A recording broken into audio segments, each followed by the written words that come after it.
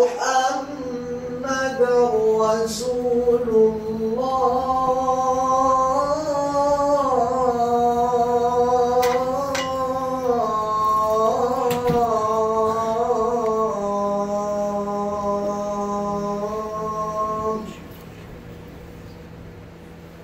حي على الصلاة.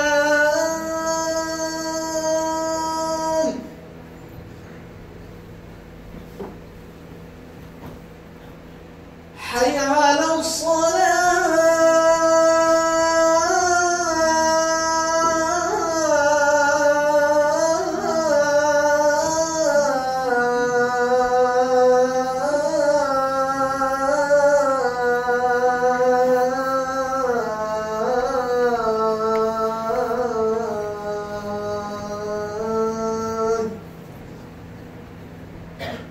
حي على الفلاح.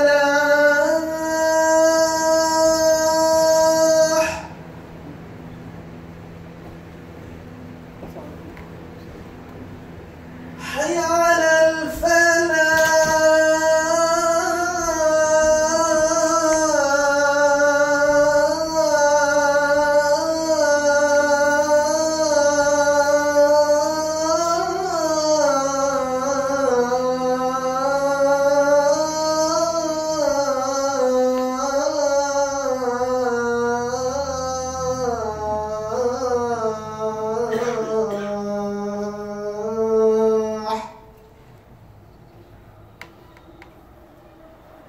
الله أكبر.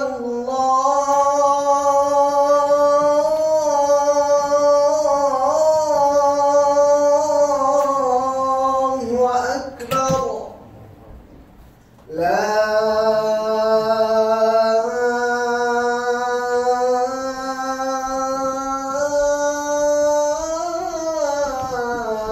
إله إلا الله.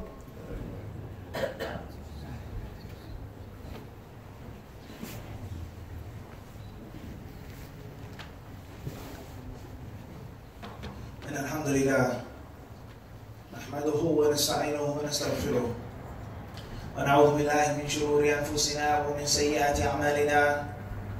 من يهده الله فلا مضل له ومن يضلل فلا هادي له. وأشهد أن لا إله إلا الله وحده لا شريك له.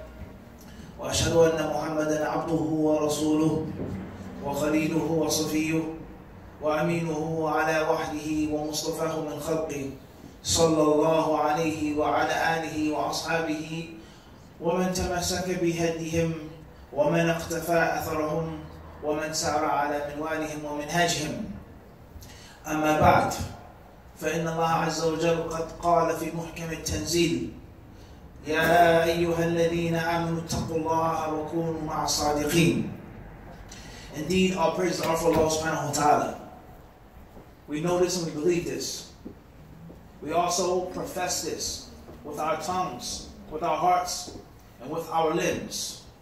وَإِن مِّن شَيْءٍ إِلَّا يُسَبِّحُ بِحَمْدِهِ وَلَكِنْ لَا تَفْقَهُونَ تَسْبِيحَهُمْ.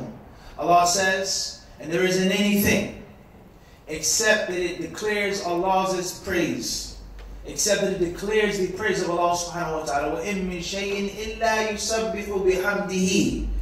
Allah says, however, you don't ponder or you don't understand, you don't realize it's tasbih. You can't understand it, you don't realize it, upon two interpretations. Meaning that every single living creature praises Allah Azza wa Jalla, makes tasbih, literally. Or, the second interpretation, the bird flying, the ant crawling, the tree blowing in the wind, its natural movement is a means of declaring, testifying, acknowledging, and showing Allah Azza wa Jalla's praise. Even if it isn't something which is nutq, verbalizing the tasbih. Everything in the heavens and the earth declares Allah Azza wa Jalla's tasbih, that declares Allah to be perfect and far removed from any blemish and any imperfection.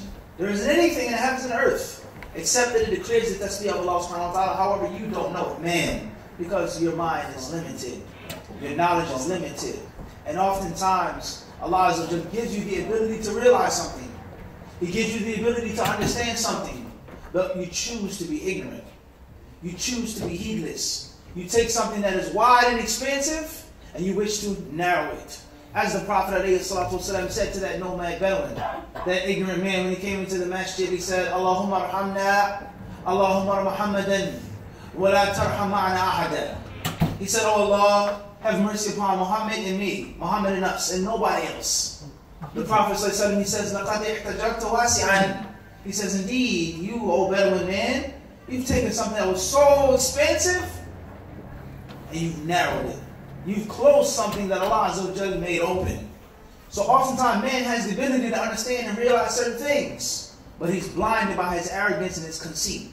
He's blinded by him being full of himself that he fails to realize the simplest, smallest thing. From the shallowest things, learn the deepest things. So Allah Azza wa Jalla, He says, anything in the heavens and the earth makes the tasbih of Allah subhanahu wa ta'ala, but you don't understand. إِنَّهُ كَانَ حَلِيمًا غَفُورًا. Allah Azza wa Jalla is Halim. He's tolerant and forbearant upon the oppression of His slaves, and the ignorance, the conceit, and the arrogance of this creature called insan, that came from a base fluid, that couldn't walk, that couldn't talk, that couldn't speak. And then he grows up. فَإِذَا هُوَ خَصِيمٌ مُبِينٌ. Allah says, and behold, he's an outward adversary, an enemy to Allah. And there was a time in which you lived in darkness. There was a time in which you couldn't remove filth from your body. Your mother and your father had to do these things for you. And then you become this strong, bold thing to challenge Allah. Where is Allah? Is there God? And there was a time in which you didn't exist. And there's a time in which you will grow strong. And you have knowledge and wealth. And many sons and many daughters. And your back will bend over. Your hair will fall out. Your beard will become white. Your teeth will fall out. You become senile. Your son, your cousin, your wife, your closest of the close, you forget their names. And once more, you won't be able to clean yourself when you have to relieve yourself. So be mindful, oh man, that you came from nothing. You came from weakness, and you shall return to weakness. So don't challenge Allah subhanahu wa ta'ala. But yet, still Allah is Halim. He's tolerant. He's forbearant. He's too kind to take us and to deal with us how we deserve to be dealt with.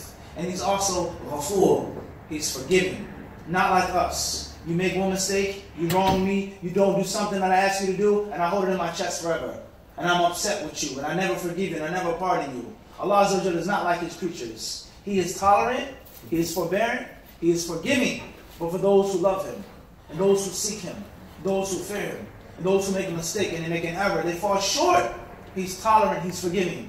As far as those who have no respect for Allah subhanahu wa ta'ala, no fear of Allah Azza wa Jalla, no hope for Allah subhanahu wa ta'ala, and they take His religion and His rulings as a joke, then perhaps that's a different story.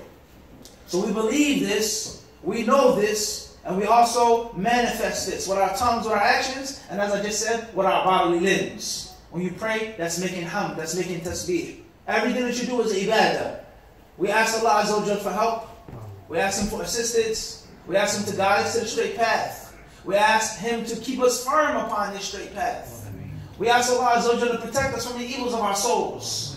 To protect us when we're jealous. When we see that our brother has a virtue over us and wealth. He is more wealthy than me. He has more money than I do. And he works less than I do. And he has more. Look at the house he lives in. The car that he drives. Look at his children. And I've been working my whole entire life. And I have debt. And I live like this. And I eat like this. And so on and so forth. And my brother just has money like that. We have to protect us from this envy, this evil vice of wishing for the favor of Allah to be snatched from someone else, regardless whether I get it or not. And this is the wretchedness of the hasid, he who is jealous and envious. He doesn't even necessarily want to have it. He doesn't necessarily have to have it, but I don't want you to have it. I don't want you to have it. I don't need it. Can you manage this house, this big house that this brother has? Can you maintain this house? He says, no, I can't. I can't even keep it warm in the winter. I can't keep it clean. I don't have enough money. But I don't want him to have that big house. We ask Allah to protect us from hasad. We ask Allah to protect us from cowardice, from becoming cowards. Cowards of our own selves. Cowards in front of shaitan. Cowards of the kuffar. Being scared, being afraid of standing up and saying what's right, doing what's right, and sacrificing for what is right. And cowardice is a reality. And we ask Allah to protect us from this evil characteristic and any other evil characteristic, which is min shururi anfusina, from the evils of our souls. And we also ask Allah Azza wa Jalla to protect us min sayyati a'malina, from the evils of our deeds. The consequences when we do fall victim to our emotions and our impulsive thoughts. The consequences when we don't realize the extent of an action. When we just think about the beginning, when we sign up for the marriage or for the wedding and not the actual marriage. Just in the beginning, it feels good, it looks good, it tastes good, it seems good. But we don't use our minds and think about what's going to happen tomorrow, next week, next month. When we don't think ahead, when we only look at the pimples on our nose, the hair on our noses, and we don't look beyond that, we ask Allah Azza wa Jalla to keep us safe from our own ignorance and from our own short-sightedness. Those who are guided by Allah subhanahu wa ta'ala, no one can mislead. You can torture them, you can kill them, you can oppress them, you can take away their resources, you can starve them out to death. But they'll never ever make shirk with Allah subhanahu wa ta'ala, no matter what you do to them. They'll say, La ilaha illallah, as they did to Bilal radiallahu ta'ala anhu. They beat him, they whipped him, they threatened him. Perhaps Bilal radiallahu anhu, because he was such a loyal servant and a good servant, he was going to be freed one day. It was well known in the American culture and in the culture in the Middle East that if there was a good slave, a loyal slave, they would emancipate him one day. You're no longer my servant. Here's your papers. You're free to go. You served me well. You're free to go. You're no longer my slave. But because he said, La ilaha Muhammad Rasulullah, and he believed in this man named Muhammad, and he followed his message, perhaps they threatened him, his manumission, we're not ever going to free you, going to be slave for the rest of your life. And then they beat him, they tortured him, they put things on him, they put him through all types of persecution, because he said, La ilaha Muhammad Rasulullah. And at the end of the day, no matter how many times they whipped him, no matter what scars they left him on his back or his chest, no matter how hot and scorching the sands of Arabia were, he did not make shirk. He did not revert back to kufr and jahiliyyah, because Allah Azza wa Jal had guided him. As Allah told us in the Quran Kareem, وَرَبَطْنَا عَلَى قَلْبِهَا. He said about the mother of Musa alayhi salam, he says, we tied her heart, we fastened her heart, we made a rabt, we made her heart strong. So no one could distract her or tempt her. And no one could say that Musa is not coming back. He's going to be snatched by Pharaoh. He's going to be killed by Pharaoh. She knew that Allah's promise was true because Allah Azza wa Jalla had guided her. So no one ever can mislead those who are guided by Allah subhanahu wa ta'ala. And unfortunately, the opposite is the opposite, brothers and sisters. Those whose hearts have not been fastened. Those whose hearts have not been sealed with the seal of Iman. No matter what you say to them, no matter how kind you are to them, no matter how observant you are as a son, as a brother, as an employee, as a servant, they'll never ever see the light of Islam. All of the people who work in my building, who work for my firm, you're the best of them. You're honest. You never stole. You never cheat. You never backbite. You never caught in scandal. What drives you to be such a good employee the way you are? He says, because of my religion. Don't you think if I wanted to take the money, I could? If I could fall into scandal, I would? But my religion tells me not to. Wow. A religion so powerful. A religion that has such strong magnetism to pull someone and to drive them away from women, from alcohol, from money, from just gossiping, doing normal things that people do in the workplace. Don't you think that's a true religion? Have you not stopped to think about the reality of Islam? How it changes a human being? But Allah Azza wa Jalla did not choose to guide this individual, so he'll never ever believe. No matter how clear, how plain the message may be. And refuge is sought in Allah subhanahu wa ta'ala from being like that. I've been witnessing and I testify that Allah Azza wa Jalla, along with our partner, is the only deity who deserves to be worshipped. Subhanahu wa ta'ala Azza wa Jalla, the pure, absolute tawheed of Allah, the mighty Islam, the most high. And I've been witnessing and I testify that Muhammad, the son of Abdullah, alayhi salatu salam, is his messenger, and at the same time, is his servant. To proceed, Allah the Sublime and the Exalted, He tells us in His glorious book, O you who believe, fear Allah. O Muslims, O believers, O those who look forward to standing in front of me on the day of judgment. O you who look forward to entering into my paradise. Fear me, be observant of me, be watchful of me, be mindful of me, and be with those who are truthful. Be with those who are righteous. Be with those who live straight lives. From the virtues of taqwa, from the benefits of taqwa, from the fruits that you reap in this life and in thereafter, is the realization that taqwa is so important. so substantial, so significant, that it is a responsibility for each and every single Muslim. It is something that Allah has addressed each and every servant. Many commands in the Quran and the Sunnah, Allah only addresses to men.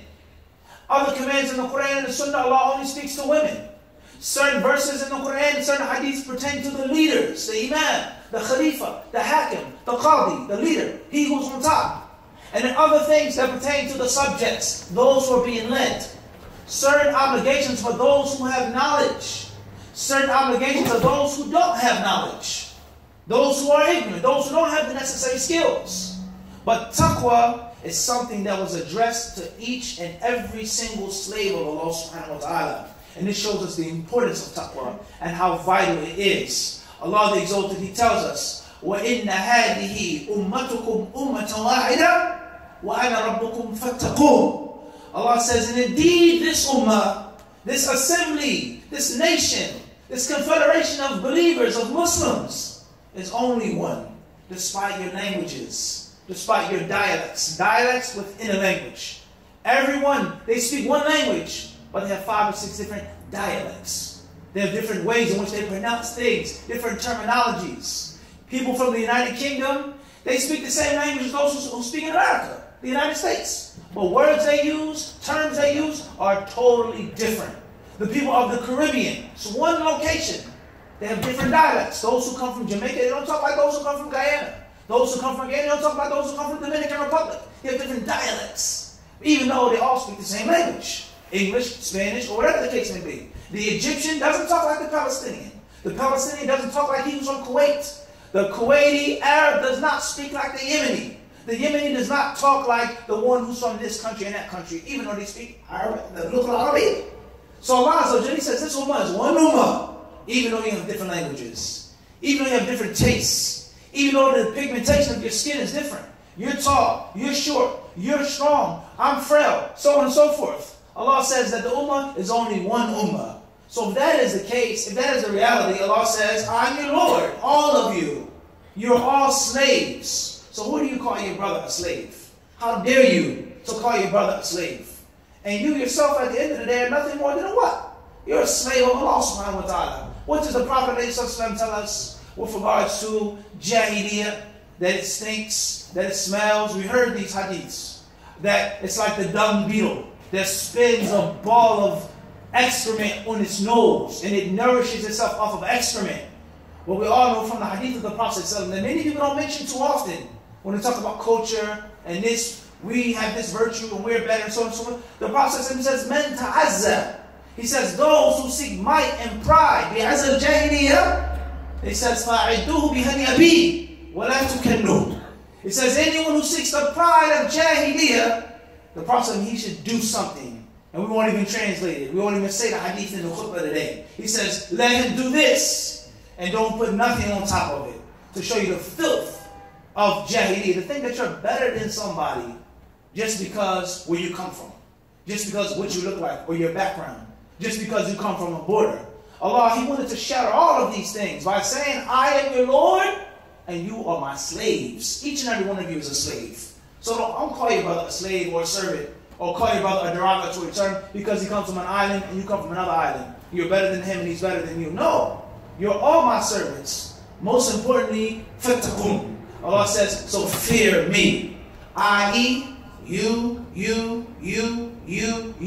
each and every one of you and myself, firstly, all have the general responsibility of taqwa. وَلَقَدْ وَصَّيْنَا الَّذِينَ أُوتُوا الْكِتَابَ مِنْ قَبْلِكُمْ وَإِيَّاكُمْ أَنِ اتَّقُوا اللَّهَ. Allah says, and indeed, certainly, وَصَّيْنَا, we've given the advice, we've given the command, we have ordained to the Jews, to the Christians, the previous nations before you, وَإِيَّاكُمْ, and you, O Muslims, to fear Allah subhanahu wa ta'ala. So taqwa is a responsibility for every single Muslim. Not just for the learned, not just for the laymen, not just for men, not just for women, not just for Arabs, not just for non-Arabs. Everyone has the responsibility of taqwa of Allah subhanahu wa ta'ala. And this shows us the virtue of taqwa. It's so important. It's so vital that Allah Azza wa Jalla, He gave an address to every single one of His slaves, from the jinn and from the men, from mankind. Allah Azza wa Jalla, He says, وَأَمَّا مَنْ خَافَ مَقَامَ رَبِّهِ وَنَهَى النَّفْسَ عَنِ الْهَوَىٰ فَإِنَّ الْجَنَّةَ هِيَ الْمَأْوَىٰ. Allah says, as far as he who thought about standing in front of his Lord, he was afraid, he was terrified about being resurrected and being asked by Allah Azza wa Jalla, and he forbade his nafs from lusts, from his whims, from his desires. فَإِنَّ الْجَنَّةَ هِيَ الْمَأْوَىٰ. Then paradise will be his final abode of men and of jinn. أقول ما سمعتم وأستغفر الله تعالى لي ولكم فاستغفروه إنه هو الغفور الرحيم.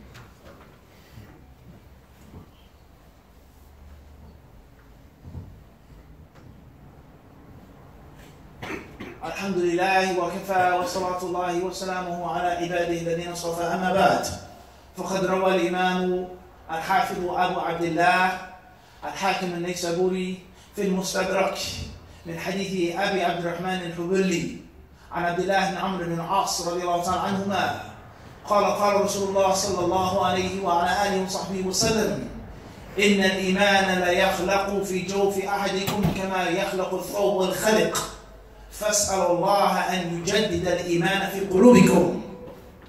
إن الإيمان لا يخلق في جوف أحدكم كما يخلق الثوب الخلق فاسأل الله أن يجدد الإيمان في قلوبكم. قال الإمام الحاكم رحمه الله تعالى رواته مصريون ثقات. Abdullah ibn Amr ibn al-As has narrated that the Messenger of Allah ﷺ said, listen carefully to the following words. Indeed, Iman grows old. Indeed, Iman fades. Indeed, Iman becomes stale and dry. Indeed, Iman rips up, becomes tattered. Fi jofi ahdikum, in your hearts, in your chests, in your breasts, in your insides. Kama yakhluqu thawb al-khaliq, in the manner in which clothes do. Iman, it grows old, it fades. It weakens just like a shirt, just like pants, just like socks, just like a coat, just like a jacket, just like any type of fabric. So what is the solution to your Iman becoming old? What is the solution to your Iman drying out and fading out and ripping apart? فَاسْأَلُ اللَّهَ أَنْ يُجَدِّدَ الْإِيمَانَ فِي قُلُوبِكُمْ. Ask Allah to renew Iman in your heart. Ask Allah, beg Allah to renew, to refresh, to revive, to freshen up your Iman that you have in your heart. The Messenger of Allah, ﷺ, like several other hadiths, he gives us a tangible platform, a tangible base, a basic starting point with something that everyone can understand. Each and every one of you, all of you brothers that I'm looking at right now, sisters that I'm not looking at that I cannot see, people watching online, I'm pretty sure that each and every one of you is wearing clothes. I don't think no one in front of me is naked. The brother just walked in the masjid, his head is uncovered. His head is uncovered, leaning against the wall. I can see your hands, I can see your skin. I can see your eyes that you just blinked. But the rest of your body is covered up. You have on a hat, a skull cap, a beanie, a scully, a hoodie. You have on a jacket, a vest, a gown, a thobe. You have on a trench coat. You're wearing a thobe. What happens when you have that trench coat for 10 years? What happens when you have that trench coat for 5 years? What happens to your favorite pair of Argyle socks that they don't make anymore? You can't find them anymore. Polo Ralph, they don't sell these socks anymore. Your favorite socks. You wore them so much, you get a small hole in the front of your toe or on your heel. Or the color isn't as vibrant as it was when you first bought the socks. It isn't as bright. It isn't as powerful. But you love the socks. So what do? Before your socks get to that state, before your jacket becomes worn out, before your clothes smell like sweat, before you have so many cat hairs on your clothes, you take it to the dry cleaners. How many dry cleaners are in Queens, New York? And South Ozone Park, Richmond Hill, and Jamaica? How many dry cleaners do we have? How many fabric softeners are there to preserve one's clothes? Because clothes wear out. Clothes fade. Do you think this was as black like this when I first got it? No, it was darker. Pure jet black. Time after time after time after time, it fades. It gets ripped. It has to be stitched. It dries out. You have a box of crackers. You leave them open at nighttime. You come in the morning, the cracker is what? It's not crispy anymore. It's stale. It's worn out. So the process of me making a tangible example that every Muslim can understand, because everyone is wearing clothes right now. None of you are naked. Everyone has on some type of clothes. So your sweater, it gets linty. Your sweater, it shrinks. Your sweater, it fades because you wear it so much. Because you wash it so much. Because you have it for such a long time. So this is the reality of one's faith. This is the reality of one's Islam. This is the reality of one's practice of the deen. You work every day. Do we have to give a khutbah, give a lecture? Do I have to stand in front of you and lecture you and tell you about New York City and the hustle and the bustle? Going to work early in the morning, coming home late at night. You have to pay electric, gas, water, phone, cell phone. Some brothers pay mortgage, this and that, cars. You have to pay bills. You have to work. It's a rat race. You have to go to work on a daily basis. You have to struggle. You have to hustle to make ends meet.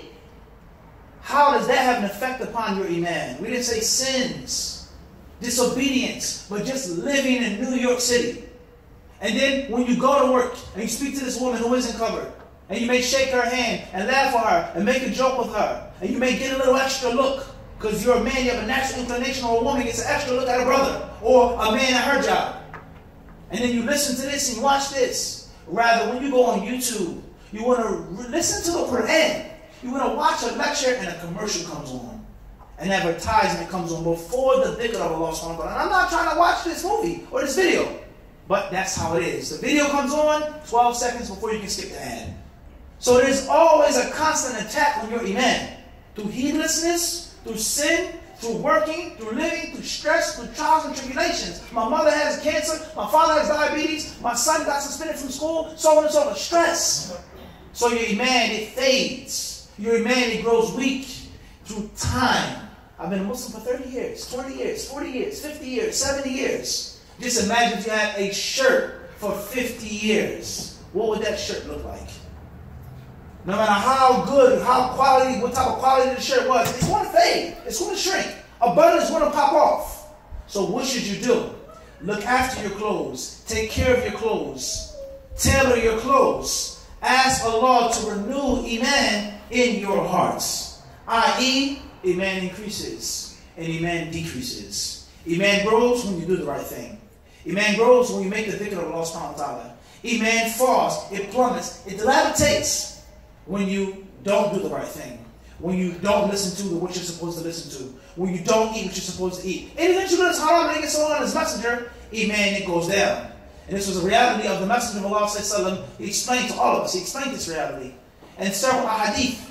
The Prophet ﷺ, he says, مَا رَأَيْتُ مِنْ نَاقِصَاتِ عَقْلٍ وَدِينٍ أَذْهَبَ لِلُبِّ رَجُلٍ حَسِنٍ مِنْ إِحْدَاكُنْ. He says, I've never seen women naqisat. He says, who lack deen and aql. They lack faith and intellect that can distract a man, that can turn a resolute man faster than one of you can. He mentioned in these women, they have nuqsan. So the Sahabiyat, they says, وَمَا نُقْصَانُ دِينِهَا? How is a woman's religion deficient? He says, أَلَيْسَ إِذَا حَاضَتْ لَمْ تُصَلِّ وَلَمْ تُصُمْ? He asked him a logical question. He says, when a woman menstruates, when a woman has her monthly cycle or monthly period, doesn't she avoid prayer? Doesn't she avoid fasting? They said, Bala, of course. He says, فَذَلِكَ مِن نُقْصَانِ دِينِهَا. He says that is from the deficiency of her religion. And that's one of the reasons, not the only reason, why a woman is not to be an imam in the religion. How can she be an imam if she's menstruating? Who's going to lead the salah? What is the ruling of entering the masjid of a woman who's menstruating? It's one of the reasons why she's not to be an imam in the deen. And that doesn't mean that she can't be righteous and she can't have a status in the religion, but she is not to be an imam of the religion because men don't menstruate. An imam becomes sick, but he can still go to the masjid. A man becomes sick, but he what? He doesn't go to the masjid, but another one comes. What about if the second imamah is menstruating as well? So the Prophet, he says that these women is naqs. The Messenger of Allah, he said, al-imanu, he says what? He says that iman is bid'un wa sittuna shu'bah. He says over 60 parts. فَعَلَاهَا لَا إِلَهَ إِلَّا اللَّهُ وَأَدْنَاهَا إِمَاتَةُ الْأَذَى عَنِ الطَّرِيقِ وَالْحَيَاءُ مِنَ الْإِيمَانِ. He says the highest level of faith is to say La ilaha illallah. And the lowest level of faith is to remove glass, to remove a tire, to remove manure, to remove something harmful from the road. And shyness is from Iman. The Prophet ﷺ, he tells us, مَنْ رَأَى مِنْكُمْ مُنْكَرًا فَلْيُغَيِّرْهُ بِيَدِهِ فَلَمْ يَسْتَطِعْ فَبِلِسَانِهِ فَلَمْ يَسْتَطِعْ فَبِقَلْبِهِ وَذَلِكَ إِيش أَضْعَفُ الْإِيمَانِ. He says anyone who sees evil should change with his hand. He should physically stop the evil. And if he can't, at least speak out against it. And if you can't speak out against it, then hate it in your heart. And that is the what? أَضْعَفُ الْإِيمَانِ. He says that's the lowest level of faith. We go on and on and on and on and on and on. Well, for us, the reality that Iman fluctuates. And it does not stay the same. And it's something that is known by every single person. Even those who don't have the correct understanding of Islam. They don't have the correct aqidah of Islam. And they say that Iman is just in the heart and it doesn't fluctuate. They're lying to themselves. They're not telling the truth. As Allah said about Pharaoh, He said about Fir'aun, وَجَحَدُوا بِهَا وَاسْتَيْقَنَتْهَا أَنفُسُهُمْ ظُلْمًا وَعُلُوًا. Allah says, and they rejected Musa. They belied him. They denied his ayat, the signs that Musa brought to them. وَاسْتَيْقَنَتْهَا أَنفُسُهُمْ. Even though their nafs, their nufus, they knew it was the truth. Allah says that Pharaoh had yaqeen. His court had yaqeen that Musa was a prophet and a messenger. But Allah says, ظُلْمًا وَعُلُوًا. He says, out of pride and conceit and arrogance, they were too hardy to submit to Musa, but they knew it was the truth. So everyone knows when you feel depressed, when you feel down, you feel like nothing. You just feel like sitting at home all day. You don't want to get out of bed. It's a struggle to pray, a struggle to do this, a struggle to do that. You feel very, very, very low. And you know how it feels when you're reading the Quran, in the masjid, Ramadan, Friday, Hajj, Umrah, Labaik Allahumma Labaik. You can feel the energy on the bus when you go to Mina. You can feel it. The bus is roaring with the talbiyah. And you feel like a good Muslim. Even though the cell phone and your Hajj pouch has something on it that's haram. Even though back home in America, you have riba bills that are being paid for you while you're on Hajj. Even though you still have sins. But you feel the energy of Iman. You feel high. You feel clean. So every Muslim realizes that Iman what? Fluctuates. It goes up and it goes down. And from the ways of getting your Iman to go high and to remain high is asking Allah subhanahu wa ta'ala to renew it. Why do you have an anniversary? You've been married to your wife for how many years? You love your wife, she loves you. How many children do you have? How many places have you been? It's a reality. Yet still, it's a well-known cultural practice, regardless of the ruling of Islam. Cultural practice, we have an anniversary because the love, the romance needs to be renewed because it becomes old, it becomes stale, it dries out. Spring cleaning, maintenance. The most expensive car that you get has to be what? Maintained. Do people not come to Mercedes-Benz and they say what? I need my car to be what? Maintained. Or the cell phone. You're nodding your head. Your phone right now, every so often you get a red button. And on that red button it says what? Software update. This app is no longer compatible. This app is no longer usable. The phone is getting older. The iOS is getting older. You have to update the software.